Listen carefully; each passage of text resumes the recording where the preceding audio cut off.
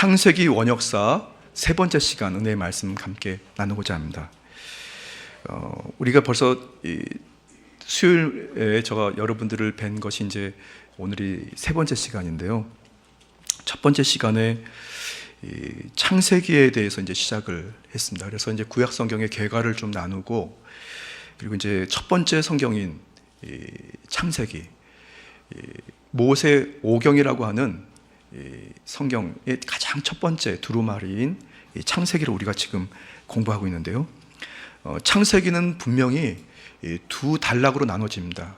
성경책 한 두루마리지만 단락으로 볼 때 분명히 두 단락으로 나눠지는데요. 첫 번째 단락이 창세기 1장부터 11장까지 나눠지고 12장부터 50장까지 나눠집니다. 그런데 1장부터 11장까지를 원역사라고 합니다. 그래서 이제 거기에는 천지 창조부터 시작해서 바벨탑 사건까지가 진행됩니다. 그리고 그것이 끝나고 나면 이제 12장부터 50장까지를 족장사라고 합니다. 족장. 여러분 잘 아시는 4명의 족장이 나오는데요. 첫 번째가 아브라함, 두 번째 이삭, 세 번째 야곱, 네 번째 요셉. 그래서 이 족장의 역사가 나오게 되는데, 이 마지막 요셉이 죽음을 마치는 죽음까지가 50장으로 딱 끝납니다. 창세기가 말이죠. 지난 시간까지 해서 이제 원역사 창세기의 1장부터 11장까지를 우리가 지금 보고 있는데요. 아마도 이제 오늘 세 번째 시간, 그리고 다음 주에 또 마지막 네 번째 시간을 나누게 되면 앞에 있는 원역사는 끝나게 됩니다. 오늘이 세 번째인데요.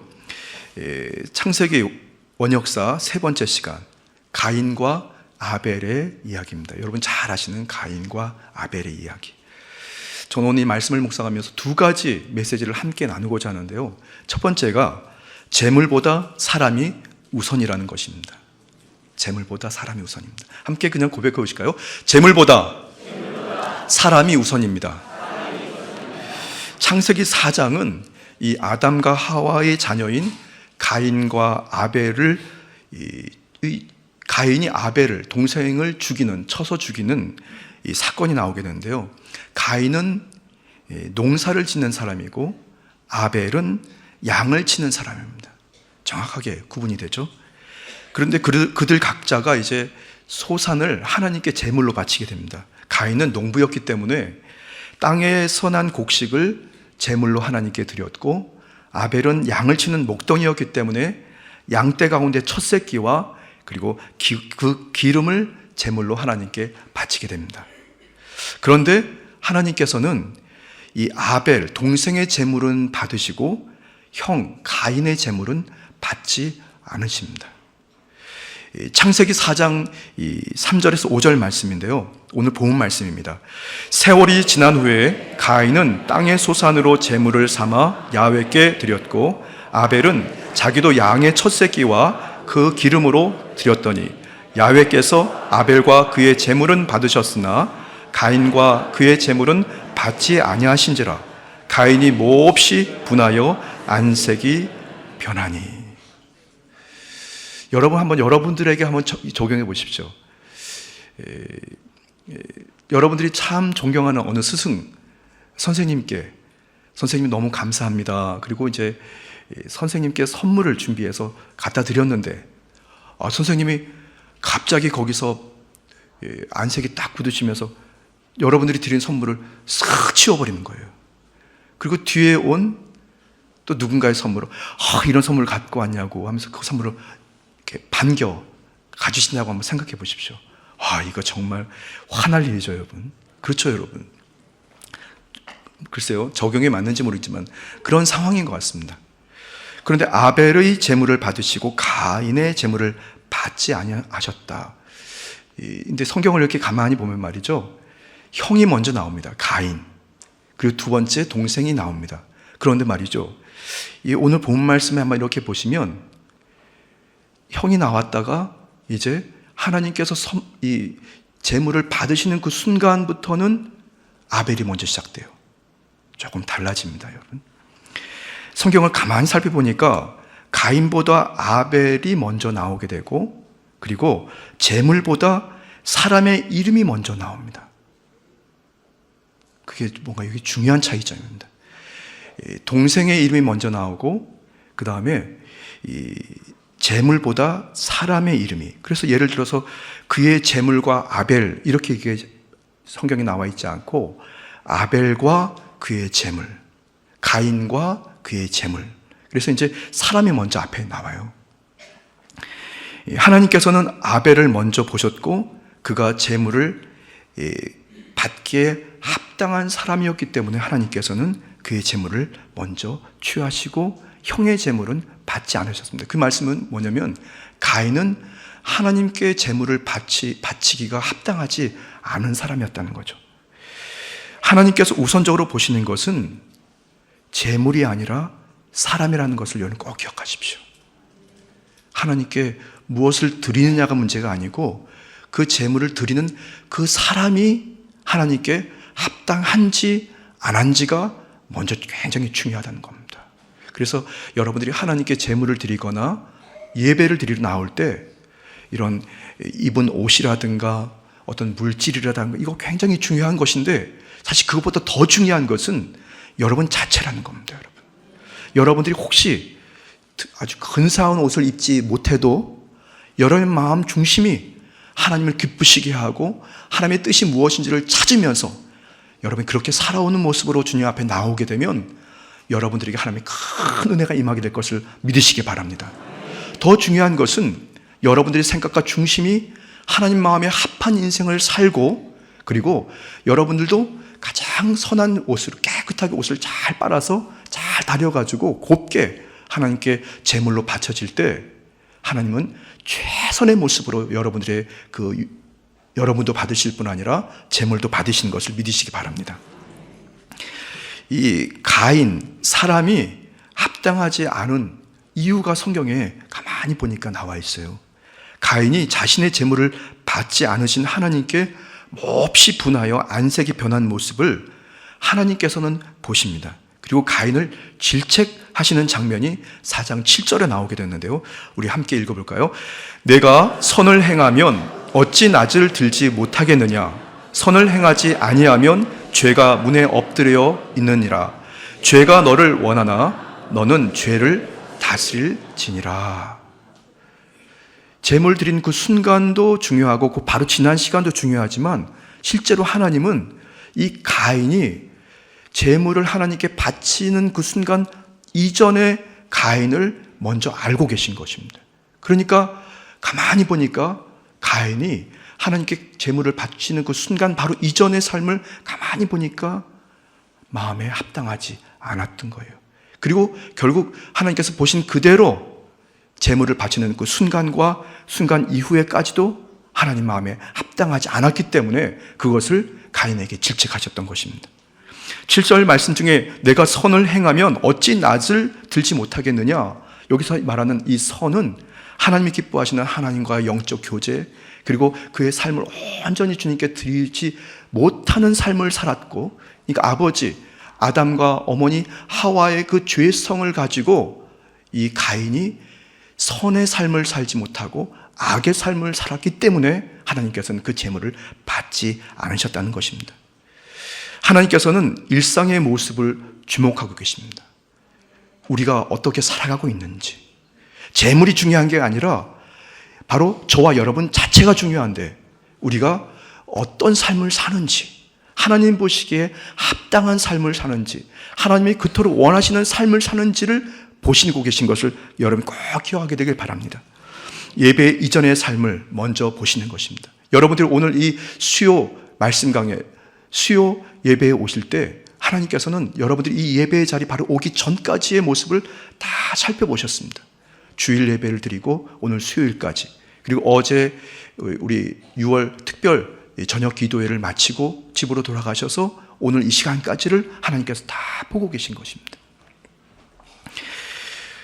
그러므로 삶의 예배, 여러분들이 예배의 존전에 오기 바로 직전까지의 여러분들, 재물이 문제가 아니고 그것도 중요하지만 바로 여러분들이 중요한데, 여러분들이 하나님께 정말 신령과 진정으로 여러분들이 그런 모습으로 주님과의 소통과 교제를 누리게 되기를 바랍니다. 가인의 일상의 삶이 하나님께 합당한 예배의 삶을 살지 못했기 때문에, 그래서 가인의 일상의 삶에 대해서 하나님께서 질책하신 거죠. 하나님께서는 가인이 어떤 제물을 가져와서 드린다 하더라도 하나님께서는 그 제물을 받지 않으셨을 것입니다. 아마 가인이 동생 아벨의 그 첫 양 새끼와 기름을 가지고 와서 하나님께 드려도 하나님께서 그 제물을 안 받으셨을 것입니다. 제물이 중요한 게 아니란 말씀입니다. 하나님께서는 제물보다 사람 자체를 중요하게 여기시고 그 사람이 어떻게 일상에서 살아왔는지를 주목하고 계시는 것입니다. 사실 하나님께서는 그 제물 그 자체가 필요한 분이 아닙니다, 여러분. 하나님은 모든 것들을 다 알고 다 갖고 계시고 다 할 수 있는 분인데 그것이 어떤 제물이냐, 그것이 중요한 게 아니지 않습니까? 시편 50편 13절입니다. 내가 숫소의 고기를 먹으며 염소의 피를 마시겠느냐? 안 마시겠다는 것입니다. 그리고 받지 않으시겠다는 겁니다. 저와 여러분들의 일상을 여러분들이 하나님께 제물로 드리기는 여러분 되시기로 예수님의 이름으로 축복합니다. 로마서 12장 1절입니다. 그러므로 형제들아, 내가 하나님의 모든 자비하심으로 너희를 권하노니 너희 몸을 하나님이 기뻐하시는 거룩한 산 제사로 드리라. 이는 너희를 드릴 영적 예배니라. 아멘. 그래서 하나님께서 주목하시는 것은 하나님 앞에 오기 바로 직전까지의 일상을 하나님께서 주목하고 계십니다. 그래서 우리는 항상 여러분들이 예배의 자리도 매우 중요한데 그 예배를 마치고 출발하는 그 순간부터 다시 예배의 자리 오기까지를 항상 점검하십시오. 바로 그때 여러분들이 그런 스스로를 점검하고 살피는 그 모습을 하나님께서 보시고 여러분들이 드려지는 그 중심, 신령과 진정으로 드리는 예배를 받으시고 하나님께서는 여러분들에게 복의 복을 더하실 줄 믿습니다. 자, 첫 번째 말씀이 그 말씀입니다. 재물보다 사람이 먼저라는 것. 자, 두 번째인데요. 한번 고백해 보실까요? 내 아우 아벨이 어디 있느냐? 다시 한번요. 내 아우 아벨이 어디 있느냐? 결국 가인은 자신의 친동생 아벨을 쳐서 죽입니다. 상상만 해도 정말 불순종하고 하나님을 피해 다녔던 이 가인의 아벨의 부모님 아담과 하와, 사실 그들이 범죄하고 주님을 피해서 도망 다녔을 때 하나님께서 아담과 하와를 찾아오셨어요. 그러니까 먼저 손을 뻗으신 거죠. 하나님께서는 그렇게 이번에도 가인에게 먼저 손을 뻗으십니다. 몰라서 물으신 것이 아니라 아담과 가인이 바로 자신의 죄를 고백할 수 있도록 기회를 주시려고 먼저 손을 뻗으신 건데요. 창세기 3장 9절 말씀입니다. 이 말씀은 이제 이 아담에 해당하는 말씀인데 우리 한번 같이 읽겠습니다. 야훼 하나님이 아담을 부르시며 그에게 이르시되 내가 어디 있느냐. 하나님께서 모르시겠습니까? 뻔히 다 아시겠죠. 그런데 이제 먼저 하나님 저 잘못했어요. 먹지 말라는 그 선악과를 먹어서 하나님 용서해 주세요 라고 하는 그 정답을 받으시려고 내가 어디 있느냐 도망다니는 아담에게 찾아오십니다. 그런데 똑같이 가인에게 또 먼저 손을 뻗으십니다. 4장 9절입니다. 야훼께서 가인에게 이르시되 내 아우 아벨이 어디 있느냐 이렇게 물어보십니다. 하나님의 질문에 대한 가인의 반응은 4장 9절 하반절에 나와 있는데요. 그가 이르되 내가 알지 못하나이다. 내가 내 아우를 지키는 자니까.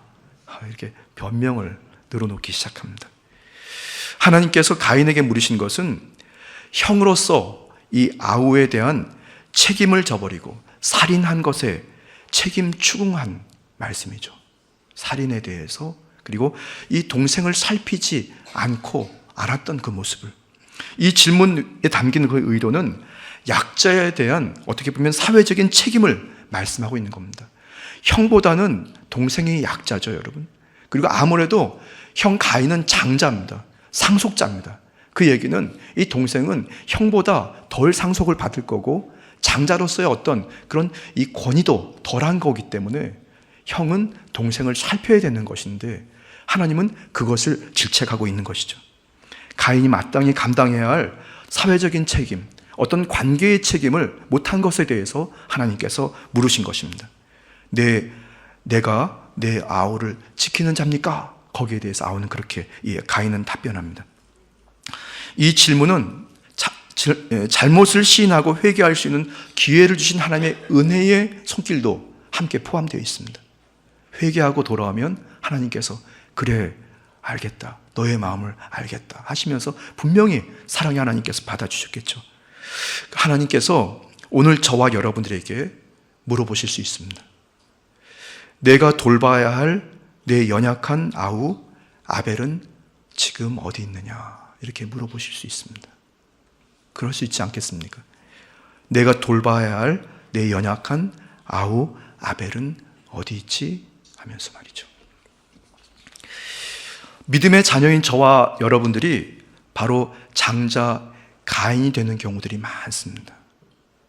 고난이 있고 상속받을 것이 있고 권세를 입고 살아가는데, 믿노라 하면서 믿음을 가지고 살아가는데, 그런데 때로는 우리보다 좀 열약하거나 예수 그리스도를 전혀 모르고 살아가는 불신자들을 향해서 우리는 내가 그 사람들을 지키는 사람입니까? 하면서 하나님께 오히려 반문하고 변명하는 경우가 있을 수 있다는 것입니다.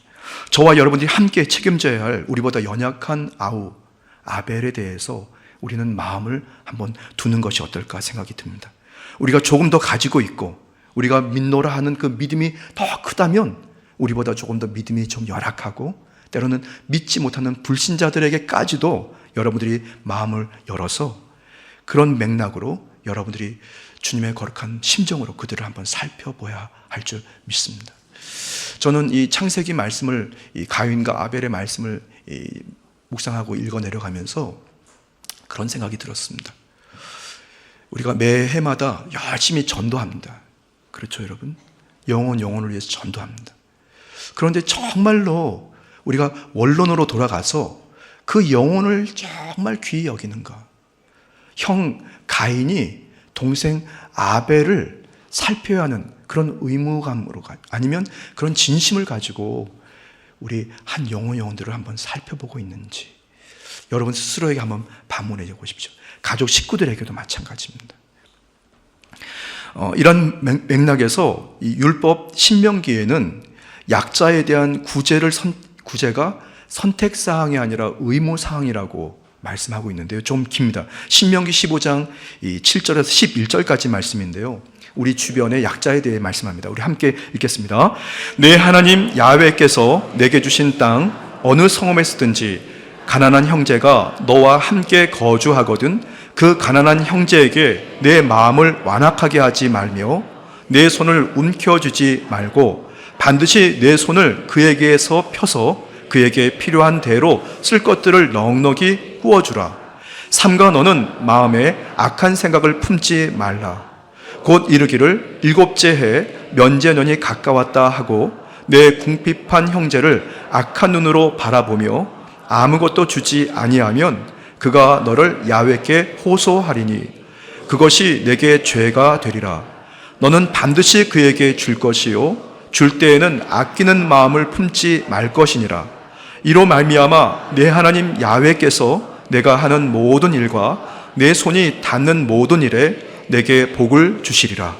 땅에는 언제든지 가난한 자가 그치지 아니하겠으므로 내가 내게 명령하여 이르노니 너는 반드시 내 땅 안에 내 형제 중 곤란한 자와 궁핍한 자에게 내 손을 펼치리라. 아멘.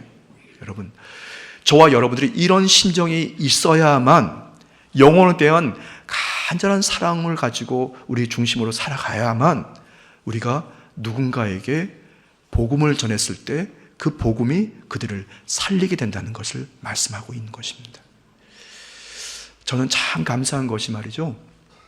저희 집안, 저희 식구들에게 복음을 전해주신 분에 대해서 저는 정말 감사한 마음을 갖고 있습니다. 이렇게 말씀드려도 되는지 모르겠습니다. 말씀드려도 될 것 같습니다. 저희 집에 처음으로 복음을 전해주신 분이 김원초 권사님이세요. 그때는 이제 김원초 조장님이셨는데 지금은 나이가 이제 96세로 알고 있습니다. 이분은 일찍이 서양 문물을 공급받아서 일본어도 잘하고 어떤 좀 깨어있는 분이었라고 저는 알고 있습니다. 그 김원초 권사님의 막내 아들이 저하고 친구예요.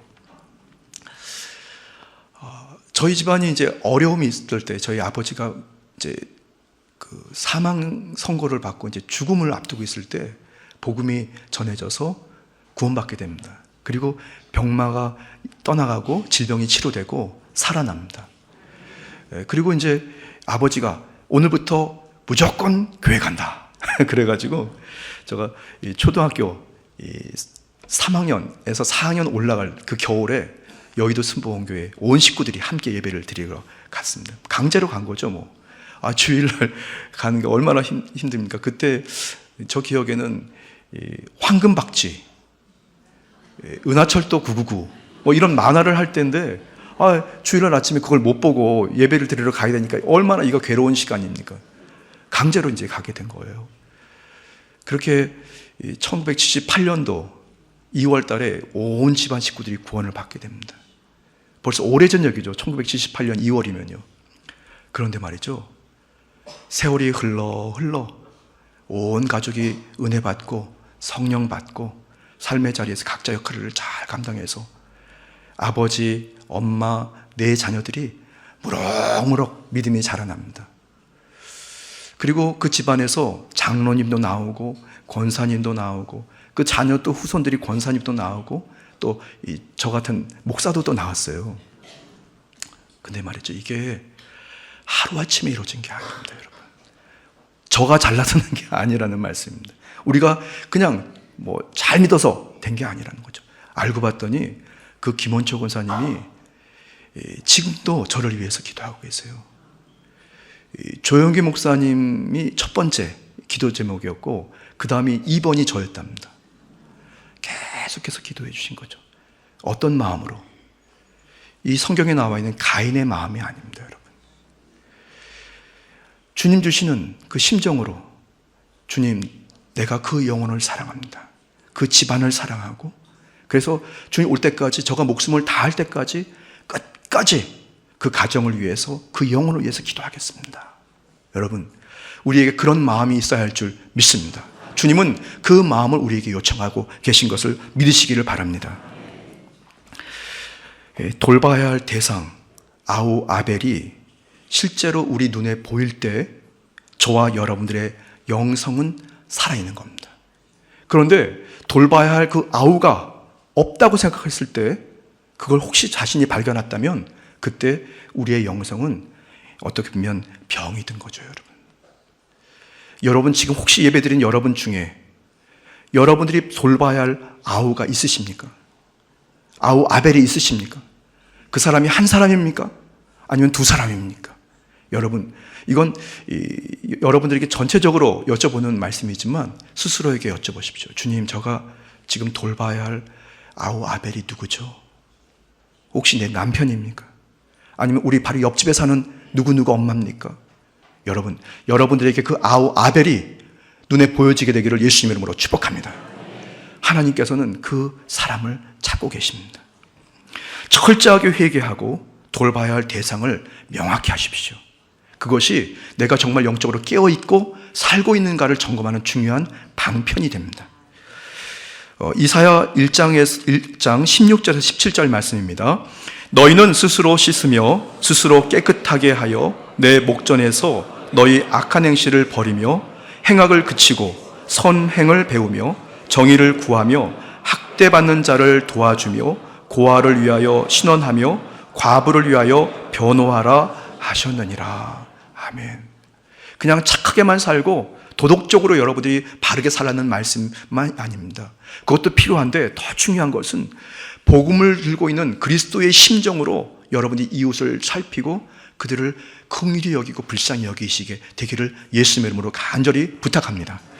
인류를 향하신 하나님의 두 가지 질문이 있을 수 있습니다. 첫 번째가 내가 어디 있느냐, 아담에게 하신 말씀이죠. 창세기 3장 9절 말씀 다시 우리 한번 읽겠습니다. 야훼 하나님이 아담을 부르시며 그에게 이르시되 내가 어디 있느냐 물어봅니다. 이것은 하나님과 여러분과의 관계입니다. 너가 지금 어디 있지? 나는 지금 어디 있지? 하나님과 소통하고 있는가? 하나님과 잘 교제하고 있는지 하나님이 물어보실 때 주님 저 여기 있어요 하면서 여러분들이 혹시 저가 범죄한 것이 있다면 용서해 달라고 여러분 그 자리에서 무릎 꿇게 되기를 예수님의 이름으로 축복합니다. 그때 하나님께서 주시는 화목의 은혜가 임하게 되고 저와 여러분의 인생에 하나님의 풍성한 열매가 있게 될 줄 믿습니다. 주님께서 주신 인류를 향하신 두 번째 질문은 내 아우 아벨이 어디 있느냐입니다. 창세기 4장 9절 말씀 우리 같이 읽겠습니다.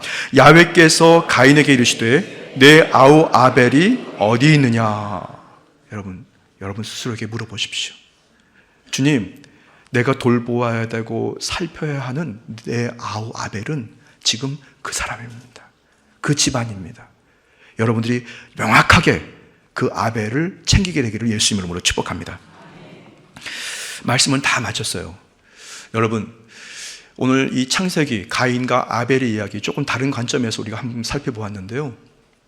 여러분들이 주 야훼 하나님의 심정으로 그 아벨과 가인의 이야기, 그 드린 제물의 이야기, 그리고 실제로 그 동생을 쳐 죽이고 그리고 불의한 모습으로 변명을 일삼았던 그 가인, 그것이 남의 얘기가 아니고 혹시 나의 이야기가 아닌가 스스로를 한번 점검하시면서 여러분들이 그리스도의 심정으로 회복되기를 예수님의 이름으로 축복합니다. 그때 저와 여러분들이 하나님께 드리는 그 일상과 또 제물의 제물들을 주님께서 받으시고 하나님께서 너무 감사하다, 너무 기쁘다 하시면서 여러분들에게 은혜를 공급하실 줄 믿습니다. 여러분들을 인도하실 줄 믿습니다. 기도드리겠습니다. 참으로 좋으신 주 야훼 하나님, 귀하고 복된 날 하나님의 거룩한 존전에서 저희가 신령과 진정으로 예배드리게 하심을 감사합니다. 저희를 제물로 받아주신 것 감사합니다. 성령 하나님, 우리 사랑하는 전 성도들을 축복해 주시고 앉고 서는 곳마다 그리스도 예수의 심정으로 복음과 선교의 사명을 잘 감당할 수 있도록 인도하여 주옵소서. 감사드리며 예수님의 이름으로 축복하며 기도드렸습니다. 아멘.